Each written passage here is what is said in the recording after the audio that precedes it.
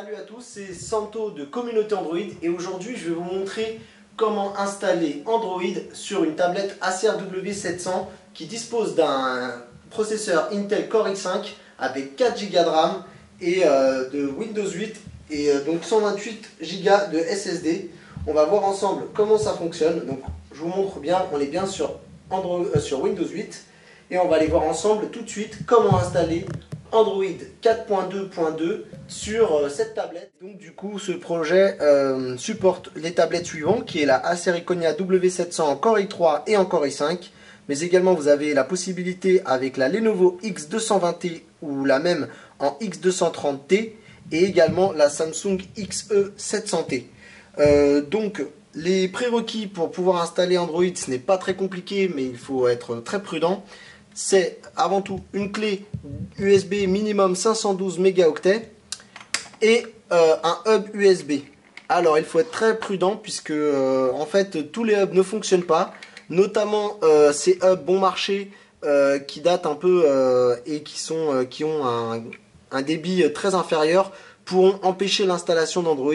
Donc vérifiez bien que vous avez un hub qui dispose d'une alimentation et d'un débit suffisant afin de pouvoir réinstaller. Donc faites très attention. Pour cela, on va tout de suite passer à l'étape qui est d'aller télécharger sur le site du projet ici qui s'appelle 01.org et donc qui est bien le projet Intel Open Source. Donc du coup, on va tout de suite aller voir sur la page d'accueil, vous avez plusieurs projets et nous, on va aller tout de suite dans le vif du sujet en allant chercher le Android on Intel Architecture. Donc du coup, pour cela, il suffit d'aller télécharger la dernière release qui se trouve ici. Plus qu'à aller ici, cliquer. Et donc deux choix s'offrent à vous pour le téléchargement.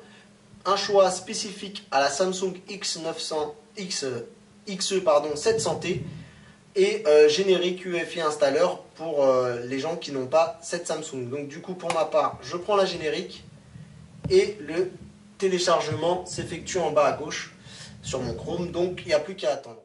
Ensuite, afin de préparer la clé USB, il suffit d'aller télécharger un petit utilitaire qui s'appelle Image Writer for Windows. Et donc, du coup, je vous passerai les liens sur l'article, mais vous pouvez aller les chercher. Donc, pour cela, pour ce logiciel-là, il suffit d'aller simplement dans les sources externales de téléchargement et de patienter. Surtout ne cliquez sur rien, il va lancer tout seul l'installation ici en bas à gauche. Il n'y a rien besoin de cliquer, surtout pas sur les downloads qui pourraient vous installer tout et n'importe quoi. Une fois téléchargé, donc on va tout de suite aller dézipper les fichiers que nous avons téléchargés. Donc vous pouvez extraire ces fichiers là où vous le souhaitez, voilà, dans un dossier. Et donc vous dézippez d'abord l'application et ensuite vous allez dézipper le fichier image d'Android 4.2.2. Pour que les choses soient le plus simple possible, n'hésitez pas à aller le dézipper sur l'endroit où vous avez dézippé l'application Windows Image Installer. Donc du coup, on va tout de suite s'y rendre. Une fois ceci prêt, donc il suffit d'aller insérer sa clé sur l'ordinateur.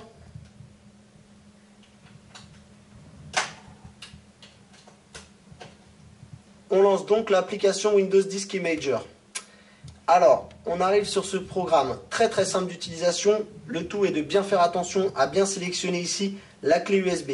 Donc si vous avez plusieurs clés ou des cartes mémoire, vérifiez bien que la lettre correspond bien à celle de votre clé USB. La mienne étant ici.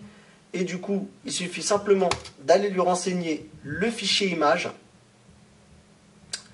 qui se trouve ici et d'aller cliquer sur Write. On accepte les possibilités que la clé pourrait être endommagée, on met oui. Voilà, donc prenez bien une clé qui ne vous sert pas habituellement. Ne prenez pas votre clé plus grosse capacité ou celle dont vous vous servez tous les jours. Une petite clé suffira largement. Il faut au moins minimum 512 pour pouvoir être sûr de pouvoir dézipper, puisque les sources d'installation d'Android 4.2 dépassent les 200 mégas. Une fois l'opération terminée, nous avons terminé avec le PC et les sources. Donc on va pouvoir extraire notre clé.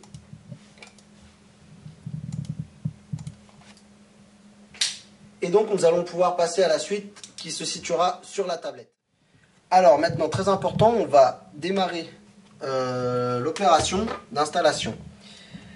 Une fois que vous avez compris les risques que vous pouvez avoir si vous ne faites pas attention, donc on n'oublie pas câble d'alimentation, clé USB et une sauvegarde de la tablette au cas où.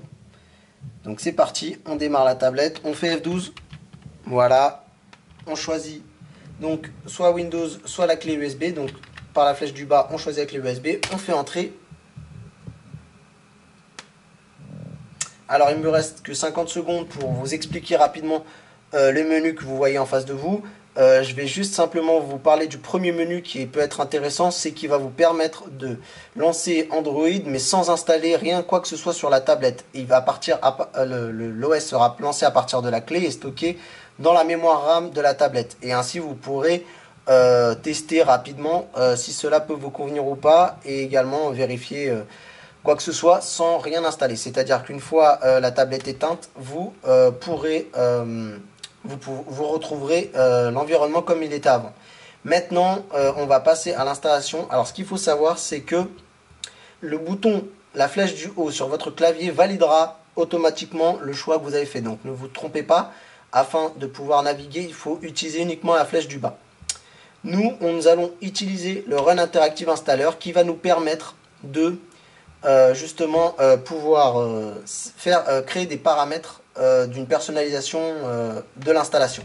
Donc on y va, flèche du haut, ça se lance. Donc il faut savoir que la version qui est actuellement proposée est une version qui date de juin. C'est Android 4.2.2 avec de nombreuses améliorations, notamment la prise en charge du Bluetooth qui ne l'était pas.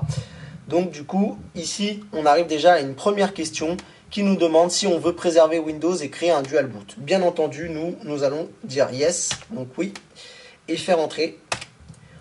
Donc ici, il nous demande si on veut, quelle taille on veut pour la partition Windows. À ne pas confondre, ce n'est pas la partition Android, c'est bien la partition Windows. Donc du coup, il faut bien vérifier la taille que l'on a avant. Donc du coup, moi j'ai 118 Go disponibles sur la W700 en Core i5. Donc faire très attention pour ceux qui ont une version 64 Go. 10 Go me paraît beaucoup pour ces gens-là. Essayez de réduire au maximum si vous avez peu de besoin.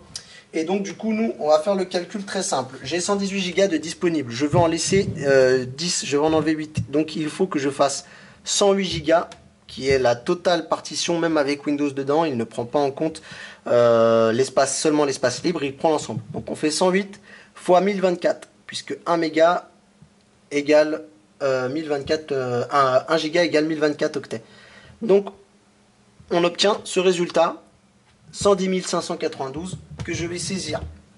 110 000, à bien préciser qu'il faut le pavé numérique activé. Donc on a dit 110 592.